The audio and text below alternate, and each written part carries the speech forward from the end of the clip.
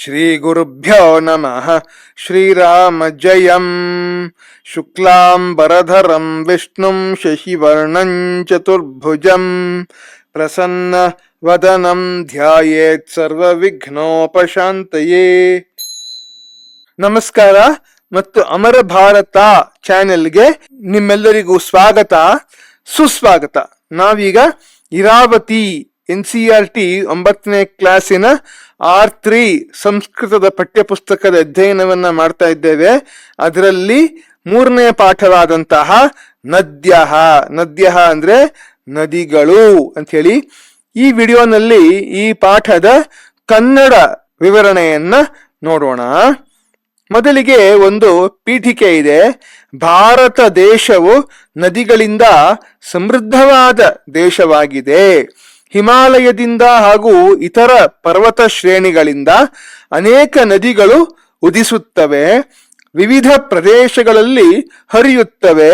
ನೀರಾವರಿಗೆ ಜಲವನ್ನು ಒದಗಿಸಿ ನಾಡಿಗೆ ಉಪಯುಕ್ತವಾಗಿ ಕಡೆಗೆ ಸಮುದ್ರದಲ್ಲಿ ಒಂದಾಗುತ್ತವೆ. ತಮ್ಮ ಸಾಂಸ್ಕೃತಿಕ ಮಹತ್ವದೊಂದಿಗೆ ನದಿಗಳು ನಮಗೆ ಅನೇಕ ಬಗೆಗಳಲ್ಲಿ ಸಹಕಾರಿಗಳಾಗಿವೆ. ನಮ್ಮ ಕೃಷಿಯ ನೀರಾವರಿಗೆ ಸಹಕಾರಿಗಳಾಗಿವೆ, ಕುಡಿಯಲು ನೀರನ್ನು ಒದಗಿಸುತ್ತವೆ ಹಾಗೂ ಜಲವಿದ್ಯುತ್ತಿಗೂ ಉಪಯುಕ್ತವಾಗಿವೆ. ಈ ಮಾತೃ ಸದೃಶ ಅಂದ್ರೆ ತಾಯಿಯಂತೆ ಇರುವ ಗುಣಗಳಿಂದ ನಮ್ಮ ಭಾರತೀಯ ಸಂಸ್ಕೃತಿಯಲ್ಲಿ ನದಿಗಳನ್ನ ಆದರದಿಂದ ಅಂದ್ರೆ ಗೌರವದಿಂದ ಪೂಜಿಸುತ್ತೇವೆ. ಈಗ ಪಾಠಕ್ಕೆ ಪ್ರವೇಶ ಮಾಡೋಣ. ಅಸ್ಮಾಕಂ ಭಾರತ ದೇಶ ಅತೀವ ವಿಶಾಲ ಅಸ್ತಿ. ನಮ್ಮಯ ಭಾರತ ದೇಶವು ಅತ್ಯಂತ ವಿಶಾಲವಾಗಿದೆ. ಅತ್ರ ಬಹವಃ ಗಿರಯಃ ಸಂತಿ. ಇಲ್ಲಿ ಅನೇಕ ಗಿರಿ ಶಿಖರಗಳು ಇವೆ. ತೇಷು ಕೇಚನ ಅತಿ ಉನ್ನತಾಹ. ಅವುಗಳಲ್ಲಿ ಕೆಲವು ಬಹಳ ಉನ್ನತವಾಗಿವೆ ಅಂದ್ರೆ ಎತ್ತರವಾಗಿವೆ. ಕೇಚನ ನ ಅತಿ ಉನ್ನತಾಹ ನಾತ್ಯುನ್ನತಾಹ. ಕೆಲವು ಅಷ್ಟು ಎತ್ತರವಾಗಿಲ್ಲ. ತೇ ಗಿರಯ. ಈ ಗಿರಿಗಳು ಮೇಘ ಕಲಾಪಂ ಧೃತ್ವ. ಮೋಡಗಳ ಗುಂಪುಗಳನ್ನು ಹಿಡಿದು ವೃಷ್ಟಿಂ ಸಂಪಾದಯಂತಿ. ಮಳೆ ನೀರನ್ನ ಸಂಗ್ರಹಿಸುತ್ತವೆ. ತೇನ ಅನೇಕಾಹ ನದ್ಯ ಪ್ರವಹಂತಿ. ಇದರಿಂದ ಅನೇಕ ನದಿಗಳು ಪ್ರವಹಿಸುತ್ತವೆ. ಅನೇಕಾಸು ನದೀಷು ಮಹಾನದಿ. ಅನೇಕ ನದಿಗಳಲ್ಲಿ ಮಹಾನದಿ ಗೋದಾವರಿ, ಕಾವೇರಿ, ಕೃಷ್ಣ ಚ. ಈ ನದಿಗಳು ಪೂರ್ವ ಸಮುದ್ರಂ ಪ್ರತಿ ಪ್ರವಹಂತಿ. ಪೂರ್ವ ಸಮುದ್ರದ ಕಡೆಗೆ ಪ್ರವಹಿಸುತ್ತವೆ ಅಂದ್ರೆ ಬಂಗಾಳ ಕೊಲ್ಲಿಯ ಕಡೆಗೆ ಪ್ರವಹಿಸುತ್ತವೆ. ಇತರ ನದಿಗಳಾದಂತಹ ಸಾಬರಮತಿ, ತಾಪ್ತಿ, ನರ್ಮದಾ ಚ ಪಶ್ಚಿಮ ಸಮುದ್ರಂ ಪ್ರತಿ ಪ್ರವಹಂತಿ. ಸಾಬರ್ಮತಿ, ತಾಪ್ತಿ, ನರ್ಮದೆ ಪಶ್ಚಿಮ ಸಮುದ್ರದ ಕಡೆಗೆ ಹರಿಯುತ್ತವೆ. ಕಾಶ್ಚನ ಯಥಾ ಭಾಗೀರಥಿ, ಕಾಲಿಂದಿ, ಗಂಡಕಿ, ಕೌಶಿಕಿ ಚ ಹಿಮಾಲಯ ಶಿಖರೇಭ್ಯ ಪ್ರಭವಂತಿ. ಕೆಲವು ಎಂದರೆ ಭಾಗೀರಥಿ, ಕಾಲಿಂದಿ, ಗಂಡಕಿ ಹಾಗೂ ಕೌಶಿಕಿ ಹಿಮಾಲಯದ ಶಿಖರಗಳಿಂದ ಉದಿಸುತ್ತವೆ. ಪುರಾ ಸರಸ್ವತಿ ನದಿ ಅಪಿ ಪಶ್ಚಿಮ ಸಮುದ್ರಾಭಿಮುಖಮೇವ ಪ್ರವಹತಿ ಸ್ಮ. ಹಿಂದೆ ಸರಸ್ವತಿ ನದಿಯೂ ಸಹ ಪಶ್ಚಿಮ ಸಮುದ್ರದ ಕಡೆಗೆ ಹರಿಯುತ್ತಿದ್ದಿತು. ಪರಂತು ಆದರೆ ಅದ್ಯ ಇಂದು ಅಸ್ಯಾಹ ಚಿಹ್ನಾನಿ ಏವ ಯತ್ರ ತತ್ರ ಪ್ರವಾಹ ಮಾರ್ಗೆ ಪ್ರಾಪ್ಯಂತೆ. ಇದರ ಗುರುತುಗಳಷ್ಟೇ ಅಲ್ಲಲ್ಲಿ ಹರಿವಿನ ದಾರಿಯಲ್ಲಿ ಸಿಗುತ್ತವೆ. ಅನ್ಯಾಸಾಂ ನದೀನಾಂ ಮಧ್ಯೆ ಇತರ ನದಿಗಳಲ್ಲಿ ವಿತಸ್ತ, ಝೇಲಂ, ಚಂದ್ರಭಾಗ, ಇರಾವತಿ. ಇರಾವತಿ ಅನ್ನೋದು ನಾವು ಓದ್ತಿರುವಂತಹ ಟೆಕ್ಸ್ಟ್ ಬುಕ್ ಪಠ್ಯಪುಸ್ತಕದ ಹೆಸರು. ವಿಪಾಶ, ಶತದ್ರುಹು ಚ ಹಿಮಾಲಯಾತ್ ಪ್ರಭವಂತ್ಯಃ ಪಂಚ ನದ ಪ್ರಾಂತೆ ವಹಂತಿ. ಈ ನದಿಗಳು ವಿತಸ್ತ, ಝೇಲಂ, ಚಂದ್ರಭಾಗ, ಇರಾವತಿ ಹಾಗೂ ಶತದ್ರು ಹಿಮಾಲಯದಲ್ಲಿ ಉದಿಸಿ 5 ನದಿಗಳ ಪ್ರದೇಶದಲ್ಲಿ ಹರಿಯುತ್ತವೆ. ಭಾರತಸ್ಯ ಮಧ್ಯಪ್ರಾಂತೆ ಚರ್ಮಣ್ವತಿ ವೇತ್ರವತಿ ಚ ನದ್ಯೌ ಪ್ರಸಿದ್ಧೆ ಸ್ತಃ. ಭಾರತದ ಮಧ್ಯದ ಪ್ರಾಂತದಲ್ಲಿ ಚರ್ಮಣ್ವತಿ ಹಾಗೂ ವೇತ್ರವತಿ ಪ್ರಸಿದ್ಧವಾದ ನದಿಗಳಾಗಿವೆ. ಇದು ಪ್ರಸಿದ್ಧೇ ಸ್ತಃ ಅನ್ನುವಂಥದ್ದು ದ್ವಿವಚನ ಪ್ರಯೋಗ.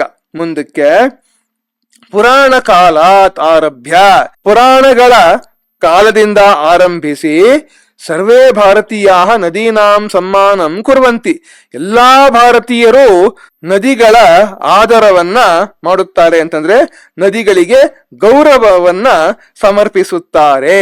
ಕ್ಷೇತ್ರೇಶು ಸಲಿಲಸೇಚನೇನ ನದೀ ಅಪಿ ಮಾತಾ ಇವ ಭವತಿ.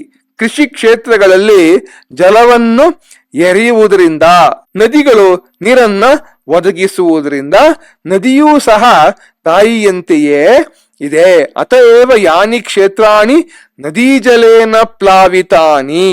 ಆದ್ದರಿಂದ ಯಾವ ಯಾವ ಕ್ಷೇತ್ರಗಳು ನದಿಯ ನೀರಿನಿಂದ ತೋಯಿಸಲ್ಪಟ್ಟಿವೆಯೋ ತಾನಿ ನದೀ ಮಾತೃಕಾಣಿ ಇತಿ ಪ್ರಸಿದ್ಧಾನಿ. ಅವುಗಳು ನದಿಗಳನ್ನೇ ತಾಯಿಯಂದಿರಾಗಿ ಹೊಂದಿರುವುವು ಎಂದು ಪ್ರಸಿದ್ಧವಾಗಿವೆ. ಯಾನಿಚ ವೃಷ್ಟಿಜಲೇನ ಸಿಕ್ತಾನಿ, ಹಾಗೂ ಯಾವ ಪ್ರದೇಶಗಳು ಮಳೆ ನೀರಿನಿಂದ ತೋಯಿಸಲ್ಪಟ್ಟಿವೆಯೋ ತಾನಿ ದೇವ ಮಾತೃಕಾಣಿ ಇತಿ, ಅವುಗಳು ಮಳೆ ನೀರನ್ನು ಆಶ್ರಯಿಸಿರುವ ಪ್ರದೇಶಗಳು ಎಂದು. ಅಂದ್ರೆ ದೇವತೆಗಳ ಕೃಪೆಯಿಂದ ಬಂದ ಮಳೆ ಆ ನೀರನ್ನು ಆಶ್ರಯಿಸಿರುವ ಪ್ರದೇಶಗಳು ಎಂದು ಪ್ರಸಿದ್ಧವಾಗಿವೆ. ಮುಂದಕ್ಕೆ ವರ್ಷಾಕಾಲೇ ವೃಷ್ಟಿಪಾತೇನ, ಮಳೆಗಾಲದಲ್ಲಿ ಮಳೆಯ ಬೀಳುವಿಕೆಯಿಂದ, ನದ್ಯಾಹ ಜಲೇನ ಚ, ಹಾಗೂ ನದಿಗಳ ನೀರಿನಿಂದ, ಕೃಷಿ ಕ್ಷೇತ್ರಾಣಿ ಪ್ಲಾವಿತಾನಿ ಭವಂತಿ, ಕೃಷಿ ಕ್ಷೇತ್ರಗಳು ಜಲದಿಂದ ತೋಯಿಸಲ್ಪಡುತ್ತವೆ, ಅಂದ್ರೆ ಸಿಂಪಡಿಸಲ್ಪಡುತ್ತವೆ. ಕೃಷಕಾಹ, ರೈತರು ಕೃಷಿ ಕಾರ್ಯಂ ಕೃತ್ವ, ಕೃಷಿ ಕೆಲಸದಲ್ಲಿ ತೊಡಗಿಸಿಕೊಂಡು, ಅನ್ನ ಉತ್ಪಾದನಂ ಕುರ್ವಂತಿ, ಅನ್ನವನ್ನ ಅಂದ್ರೆ ಧಾನ್ಯಗಳನ್ನ ಉತ್ಪಾದಿಸುತ್ತಾರೆ, ಬೆಳೆಯುತ್ತಾರೆ.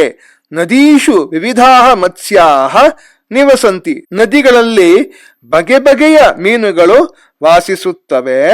ಯೇಷು ಪ್ರದೇಶೇಶು ಅನಾವೃಷ್ಟಿ ಕಾರಣೇನ ಜಲ ಅಭಾವಾತ್ ಕೃಷಿ ನ ಪ್ರಾರಭ್ಯತೆ, ಯಾವ ಯಾವ ಪ್ರದೇಶಗಳಲ್ಲಿ ಮಳೆಯಿಲ್ಲದ ಕಾರಣದಿಂದ, ನೀರಿನ ಅಭಾವದಿಂದ ಕೃಷಿ ಕೆಲಸವು ಸಾಧ್ಯವಿಲ್ಲವೋ ತತ್ರ, ಅಲ್ಲಿ ಶಾಸನ ಅಧಿಕಾರಿಣ, ಸರ್ಕಾರದ ಅಧಿಕಾರಿಗಳು ಏನ್ ಮಾಡ್ತಾರೆ, ನದ್ಯಾಹ ಜಲಂ ಪ್ರತಿರುದ್ಧ್ಯ, ನದಿಗಳ ನೀರನ್ನ ತಡೆದು, ಸೇತುಂ ಬದ್ಧ್ವಾ, ಅಣೆಕಟ್ಟನ್ನ ಕಟ್ಟಿ, ಮಹಾಜಲಾಶಯಾನ್ ನಿರ್ಮಾಯ, ದೊಡ್ಡ ಜಲಾಶಯಗಳನ್ನ ನಿರ್ಮಿಸಿ, ಜಲಸಂಚಯಂ ಕುರ್ವಂತಿ, ನೀರನ್ನ ಶೇಖರಿಸುತ್ತಾರೆ.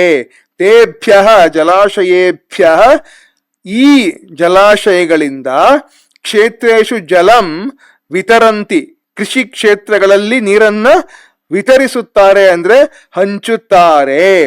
ಸಾಂಪ್ರತಂ, ಈಗಿನ ದಿನಗಳಲ್ಲಿ, ಮಹಾನಗರೇ, ಮಹಾನಗರಗಳಲ್ಲಿ, ನದ್ಯಾಹ ಜಲಮೇವ ಪ್ರತಿಗೃಹಂ ಸರ್ವಕಾರೇಣ ಸಂಪ್ರೇಷ್ಯತೆ, ನದಿಗಳ ಜಲವೇ ಪ್ರತಿಯೊಂದು ಮನೆಯಲ್ಲಿಯೂ ಸರ್ಕಾರದಿಂದ ಹಂಚಲ್ಪಡುತ್ತದೆ. ಮುಂದಕ್ಕೆ ನದ್ಯಾಂ ಬಂಧಂ ನಿರ್ಮಾಯ, ನದಿಯಲ್ಲಿ ಅಣೆಕಟ್ಟನ್ನ ಕಟ್ಟಿ, ತಸ್ಮಾತ್ ವಿದ್ಯುತಂ ಉತ್ಪಾದಯಂತಿ, ಅದರಿಂದ ವಿದ್ಯುತ್ ಶಕ್ತಿಯನ್ನ ಉತ್ಪಾದಿಸುತ್ತಾರೆ. ಏಷಾ ಜಲಮೂಲ ವಿದ್ಯುತ್, ಈ ಜಲವನ್ನ ಮೂಲವನ್ನಾಗಿ ಹೊಂದಿದ ವಿದ್ಯುತ್ ಹೈಡ್ರೋ ಎಲೆಕ್ಟ್ರಿಕ್ ಪವರ್ ಇತಿ ನಾಮ್ನ ಪ್ರಸಿದ್ಧ, ಹೈಡ್ರೋ ಎಲೆಕ್ಟ್ರಿಕ್ ಪವರ್ ಎಂಬ ಹೆಸರಿನಿಂದ ಪ್ರಸಿದ್ಧವಾಗಿದೆ.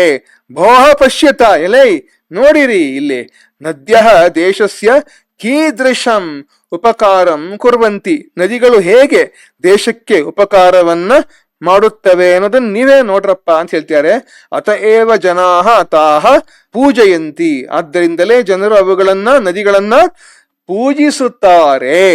ಸ್ವಗೃಹೇಷು ಅಧುನಾ ಅಪಿ ಜನಾಃ ಸ್ನಾನ ಸಮಯೇ ಸರ್ವಾಸಾಂ ನದೀನಾಂ ಸಾನ್ನಿಧ್ಯಂ ಸ್ನಾನ ಜಲೆ ಪ್ರಾರ್ಥಯಂತೆ. ತಮ್ಮ ತಮ್ಮ ಮನೆಗಳಲ್ಲಿ ಇಂದಿನ ದಿನವೂ ಸಹ ಜನರು ಸ್ನಾನ ಮಾಡುವಾಗ ಎಲ್ಲಾ ನದಿಗಳ ಸಾನ್ನಿಧ್ಯವನ್ನ ಸ್ನಾನದ ಜಲದಲ್ಲಿ ಪ್ರಾರ್ಥಿಸುತ್ತಾರೆ. ಹೇಗೆ ಅಂತಂದ್ರೆ ಗಂಗೆ ಚ ಯಮುನೆ ಚೈವ ಗೋದಾವರಿ ಸರಸ್ವತಿ ನರ್ಮದೆ ಸಿಂಧು ಕಾವೇರಿ ಜಲೇಸ್ಮಿನ್ ಸನ್ನಿಧಿಂ ಕುರು.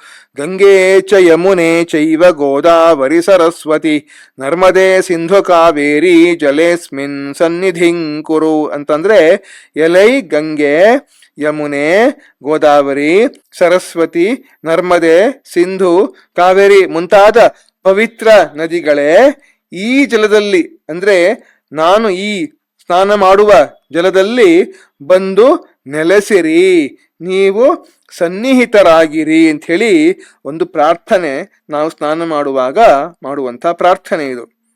ಇದು ನಿಮ್ಮ ಪುಸ್ತಕದಲ್ಲಿರುವಂತಹ ಚಿತ್ರ. ಇದು ಪರ್ವತ ಶಿಖರಗಳು, ಅಲ್ಲಿಂದ ಹರಿಯುತ್ತಿರುವ ನದಿ. ಈ ನದಿಗೆ ಇಲ್ಲಿ ಅಣೆಕಟ್ಟನ್ನ ಕಟ್ಟಿದ್ದಾರೆ ಕೃಷಿಗೆ ನೀರನ್ನ ವಿತರಣೆ ಮಾಡುವುದಕ್ಕೋಸ್ಕರವಾಗಿ. ಈ ಒಂದು ಕಾಲುವೆಗಳಲ್ಲಿ ಕೃಷಿಗೆ ನೀರನ್ನ ಹಂಚ್ತಾ ಇದ್ದಾರೆ. ಇಲ್ಲಿ ರೈತರು ಆ ನೀರನ್ನು ಉಪಯೋಗಿಸಿ ತಮ್ಮ ಗದ್ದೆಗಳಲ್ಲಿ ನೀರನ್ನ ಸಿಂಪಡಿಸ್ತಾರೆ. ಪ್ರಾಣಿಗಳು ಕೂಡ ಇದೇ ನೀರನ್ನ ಕುಡಿಯುತ್ತವೆ. ಇಲ್ಲಿ ನೋಡಿ, ಮಂದಿರ, ಒಂದು ದೇವಸ್ಥಾನದ ಮುಂದೆ ಭಕ್ತರು ನದಿಗೆ ಪೂಜೆ ಮಾಡ್ತಿದ್ದಾರೆ. ಮೀನುಗಳಿರುವಂತಹದ್ದನ್ನೆಲ್ಲ ನಾವು ಇಲ್ಲಿ ನೋಡಬಹುದು.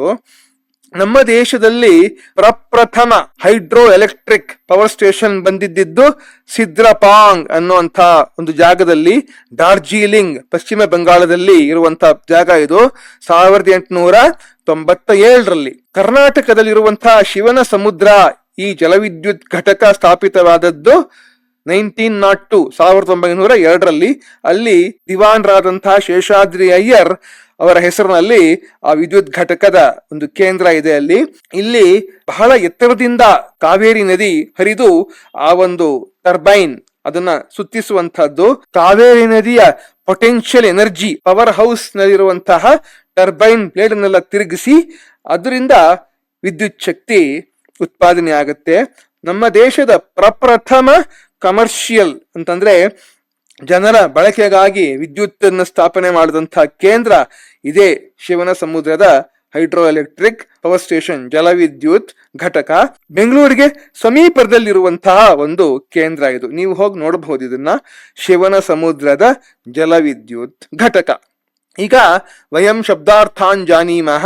ಅತೀವ ಅಂತಂದ್ರೆ ಅತ್ಯಧಿಕ, ಗಿರಯ ಅಂದ್ರೆ ಗಿರಿಗಳು, ಕೇಚನ ಅಂದ್ರೆ ಕೆಲವು, ಮೇಘ ಕಲಾಪಂ ಅಂತಂದ್ರೆ ಮೋಡಗಳ ಸಮೂಹ, ಇತರಾಹ ಅಂತಂದ್ರೆ ಇತರರು, ಸಲಿಲ ಸೇಚನೇನ ಅಂದ್ರೆ ನೀರಿನ ಸಿಂಪಡಿಸುವಿಕೆಯಿಂದ, ನದಿ ಮಾತ್ರ ಕಾಣಿ ಅಂತಂದ್ರೆ ನದಿ ನೀರಿನಿಂದ ತೋಯಿಸಲ್ಪಟ್ಟ, ದೇವ ಮಾತ್ರ ಕಾಣಿ ಅಂತಂದ್ರೆ ಮಳೆ ನೀರಿನಿಂದ ತೋಯಿಸಲ್ಪಟ್ಟ, ದೇವತೆಗಳಿಂದ ಬಂದಂತ ಮಳೆ, ಆ ಮಳೆ ನೀರಿನಿಂದ ತೋಯಿಸಲ್ಪಟ್ಟ, ಅನಾವೃಷ್ಟಿ ಕಾರಣೇನ ಅಂದ್ರೆ ಮಳೆ ಇಲ್ಲದಿರುವುದರಿಂದ, ಸಾಂಪ್ರತಂ ಅಂದ್ರೆ ಈಗಿನ ದಿನಗಳಲ್ಲಿ, ಸಂಪ್ರೇಷ್ಯತೆ ಅಂತಂದ್ರೆ ಕಳುಹಿಸಲ್ಪಡುತ್ತದೆ, ಧೃತ್ವ ಅಂದ್ರೆ ಧರಿಸಿ, ಪ್ರವಾಹ ಮಾರ್ಗೆ ಅಂದ್ರೆ ಪ್ರವಾಹದ ಮಾರ್ಗದಲ್ಲಿ, ಪ್ರತಿಗೃಹಂ ಅಂತಂದ್ರೆ ಪ್ರತಿಯೊಂದು ಮನೆಗೂ, ನಾಮ್ನ ಅಂದ್ರೆ ಹೆಸರಿನಿಂದ. ಈಗ ಒಂದು ವ್ಯಾಕರಣ ವಿಶೇಷ ಇಲ್ಲಿ. ಈ ಒಂದು ಟೇಬಲ್ ನಲ್ಲಿ ವಿಶೇಷಣ, ವಿಶೇಷ್ಯ ಇವುಗಳ ಸಂಬಂಧವನ್ನ ಹೇಳಿರುವಂಥದ್ದು. ವಿಶೇಷಣ ಅಂತಂದ್ರೆ ಇಂಗ್ಲಿಷ್ ಅಲ್ಲಿ ಅಡ್ಜೆಕ್ಟಿವ್ ಅಂತ ಹೇಳೋದು. ವಿಶೇಷ್ಯ ಅಂತಂದ್ರೆ ಆ ವಿಶೇಷಣಕ್ಕೆ ಸಂಬಂಧಿಸಿದ ನಾಮಪದ ಯಾವ್ದಿದೆಯೋ ಅದು. ಈ ಒಂದು ಕಾಲಂನಲ್ಲಿ ವಿಶೇಷ್ಯ ಅಂದ್ರೆ ನಾಮಪದವನ್ನ ಕೊಟ್ಟಿದ್ದಾರೆ. ಈ ಒಂದು ಕಾಲಮ್ ಅಲ್ಲಿ ವಿಶೇಷಣ ಅಂದ್ರೆ ಅಬ್ಜೆಕ್ಟಿವ್ ಅನ್ನ ಕೊಟ್ಟಿರುವಂತದ್ದು. ಒಂದು ನಿಯಮ ಇದೆ ಇಲ್ಲಿ, ಯಲ್ಲಿಂಗಂ ಯದ್ವಚನಂ ಯಾಚ ವಿಭಕ್ತಿ ವಿಶೇಷ್ಯಸ್ಯ ತಲ್ಲಿಂಗಂ ತದ್ವಚನಂ ಸಾಚ ವಿಭಕ್ತಿ ವಿಶೇಷಣಸ್ಯ ಅಂತಂದ್ರೆ ಏನರ್ಥ? ಈ ವಿಶೇಷ್ಯ ಅಂದ್ರೆ ನಾಮಪದ, ಅದಕ್ಕೆ ಯಾವ ಲಿಂಗ ವಚನ ವಿಭಕ್ತಿ ಇರುತ್ತದೆಯೋ ಅದೇ ಲಿಂಗ ವಚನ ವಿಭಕ್ತಿಗಳು ವಿಶೇಷಣಕ್ಕೂ ಅಂದ್ರೆ ಅಡ್ಜೆಕ್ಟಿವ್ಗೂ ಇರ್ಬೇಕು ಅನ್ನುವಂಥದ್ದು ಈ ನಿಯಮ. ಇದು ನೋಡಿ, ಇಲ್ಲಿ ಗಿರಯ ಅನ್ನೋ ಪದ ಪುಲ್ಲಿಂಗ, ಬಹುವಚನ ಪ್ರಥಮ ವಿಭಕ್ತಿಯಲ್ಲಿರುವಂತಹ ಪದ ಇದು. ಅತ್ಯುನ್ನತಾಹ, ನ ಅತ್ಯುನ್ನತಾಹ, ಇವೆರಡು ಪದಗಳು ಕೂಡ ಅದೇ ಲಿಂಗ, ಅದೇ ವಚನ, ಅದೇ ವಿಭಕ್ತಿಯಲ್ಲಿರುವಂಥವುಗಳು.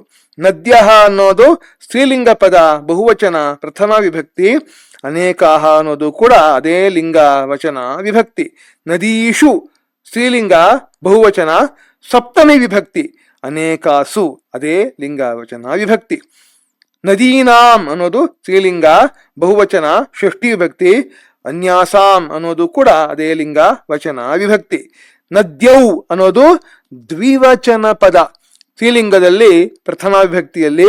ಪ್ರಸಿದ್ಧೇ ಅನ್ನೋದು ಕೂಡ ಅದೇ ಲಿಂಗ ವಚನ ವಿಭಕ್ತಿ. ಇದೆರಡೂ ಕೂಡ ಒಂದೇ ಪದ, ಕ್ಷೇತ್ರಾಣಿ ನಪುಂಸಕಲಿಂಗ ಬಹುವಚನ ಪ್ರಥಮ ವಿಭಕ್ತಿ. ಇವುಗಳು ಕೂಡ ಅದೇ. ಪ್ಲಾವಿತಾನಿ ನದೀ ಮಾತ್ರಕಾಣಿ ಸಿಕ್ತಾನಿ ದೇವ ಮಾತ್ರಕಾಣಿ ಎಲ್ಲವೂ ಕೂಡ ನಪುಂಸಕಲಿಂಗ ಬಹುವಚನ ಪ್ರಥಮ ವಿಭಕ್ತಿಯ ಪದಗಳು. ಇಲ್ಲಿಗೆ ಈ ವಿಡಿಯೋವನ್ನ ಮುಗಿಸುವ ಸಮಯ ಬಂದಿದೆ. ಈ ವಿಡಿಯೋ ನೋಡಿದ್ದಕ್ಕೆ ನೀವೆಲ್ಲರಿಗೂ ಕೂಡ ಧನ್ಯವಾದಗಳು. ಲೈಕ್ ಮಾಡಿ, ಸಬ್ಸ್ಕ್ರೈಬ್ ಮಾಡಿ, ಶೇರ್ ಮಾಡಿ. ಮುಂದಿನ ವಿಡಿಯೋದಲ್ಲಿ ಇದೇ ಪಾಠದ ಅಭ್ಯಾಸ ಭಾಗದೊಂದಿಗೆ ನಾನು ನಿಮ್ಮ ಮುಂದೆ ಬರ್ತೇನೆ. ಯೂಟ್ಯೂಬ್ ಅಮರ ಭಾರತ. ಶುಭಂ ಭೂಯಾತ್. ಮಂಗಳಮಸ್ತು. ವಂದೇ ಮಾತರಂ. ಸರ್ವಂ ಶ್ರೀ ಕೃಷ್ಣಾರ್ಪಣಮಸ್ತು.